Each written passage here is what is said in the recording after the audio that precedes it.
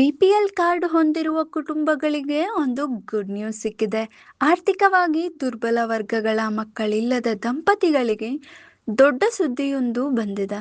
ಕರ್ನಾಟಕ ಸರ್ಕಾರ ಆಯುಷ್ಮಾನ್ ಭಾರತ್ ಪ್ರಧಾನಮಂತ್ರಿ ಜನ ಆರೋಗ್ಯ ಯೋಜನೆ, ಮುಖ್ಯಮಂತ್ರಿಗಳ ಆರೋಗ್ಯ ಕರ್ನಾಟಕ ಯೋಜನೆ ಅಡಿ ನೆರವಿನ ಸಂತಾನೋತ್ಪತ್ತಿ ತಂತ್ರಜ್ಞಾನ ಕಾರ್ಯವಿಧಾನಗಳನ್ನು ತಂದಿದೆ. ಇದರಿಂದ ಬಡ ಕುಟುಂಬಗಳು ದುಬಾರಿ ಫಲವತ್ತತೆ ಚಿಕಿತ್ಸೆಗಳನ್ನು ಉಚಿತವಾಗಿ ಪಡೆಯಬಹುದು.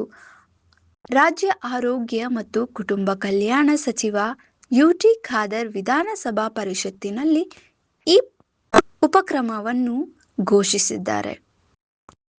ಎಂಎಲ್ಸಿ ಡಾಕ್ಟರ್ ಧನಂಜಯ್ ಸರ್ಜಿ ಅವರು ಎತ್ತಿರುವ ಪ್ರಶ್ನೆಗೆ ಉತ್ತರಿಸುತ್ತಾ ಅವರು ಈ ಮಾತು ನೀಡಿದರು. ಸರ್ಕಾರದ ಈ ಆಯುಷ್ಮಾನ್ ಯೋಜನೆ ಅಡಿ ಐವಿಎಫ್ ಚಿಕಿತ್ಸೆ ನಿರ್ಧಾರ ಬಂಜೆತನದ ಸಮಸ್ಯೆಯಿಂದ ನೊಂದಿರುವ ಅನೇಕ ಕುಟುಂಬಗಳಿಗೆ ಆಶಾಕಿರಣವಾಗಿದೆ. ಈ ಯೋಜನೆ ಅಡಿ ಇನ್ವಿಟ್ರೋ ಫರ್ಟಿಲೈಸೇಷನ್, ಇಂಟ್ರಾಸೈಟೋಪ್ಲಾಸ್ಮಿಕ್ ವೀರ್ಯ ಇಂಜೆಕ್ಷನ್ ಮತ್ತು ಹೆಪ್ಪುಕಟ್ಟಿದ ಭ್ರೂಣ ವರ್ಗಾವಣೆ ಸೇರಿದಂತೆ ಸುಧಾರಿತ ಫಲವತ್ತತೆ ಚಿಕಿತ್ಸೆಗಳು ಲಭ್ಯವಾಗಲಿವೆ.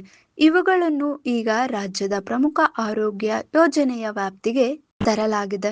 ಈ ಚಿಕಿತ್ಸೆಗಳು ಸಾಮಾನ್ಯವಾಗಿ ಲಕ್ಷಾಂತರ ರೂಪಾಯಿ ವೆಚ್ಚವಾಗುತ್ತವೆ. ಬಡವರಿಗೆ ಇದು ಭರಿಸಲಾಗದಷ್ಟು ದುಬಾರಿ. ಆದ್ದರಿಂದ ಸರ್ಕಾರ ಈ ನೆರವು ನೀಡುತ್ತಿದೆ.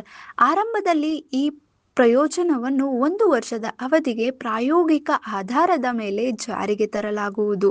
ಈ ಹಂತದಲ್ಲಿ ಇದು 120 ಆದ್ಯತಾ ಕುಟುಂಬಗಳು ಮತ್ತು ಬಡತನ ರೇಖೆಗಿಂತ ಕೆಳಗಿರುವ ಕಾರ್ಡ್ದಾರರಿಗೆ ಮಾತ್ರ ಲಭ್ಯವಿರುತ್ತದೆ. ನಂತರ ಯಶಸ್ವಿಯಾದರೆ ಹೆಚ್ಚಿನ ಜನರಿಗೆ ವಿಸ್ತರಿಸಬಹುದು. ಆರ್ಥಿಕವಾಗಿ ಹಿಂದುಳಿದ ಕುಟುಂಬಗಳಿಗೆ ಫಲವತ್ತತೆ ಚಿಕಿತ್ಸೆಗಳು ಪಡೆಯಲು ಸಹಾಯ ಮಾಡುವುದು ಈ ಉಪಕ್ರಮದ ಮುಖ್ಯ ಉದ್ದೇಶವಾಗಿದೆ. ಒಟ್ಟಾರೆ ಕರ್ನಾಟಕ ಸರ್ಕಾರದ ಈ ಹೊಸ ಯೋಜನೆ ಬಡ ಕುಟುಂಬಗಳಿಗೆ ದೊಡ್ಡ ನೆರವಾಗಿದೆ.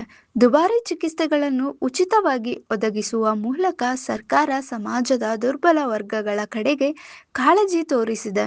ಈ ಉಪಕ್ರಮ ಯಶಸ್ವಿಯಾಗಿ ಜಾರಿಯಾದರೆ ಹೆಚ್ಚಿನ ಜನರಿಗೆ ಲಾಭ ಸಿಗಲಿದೆ.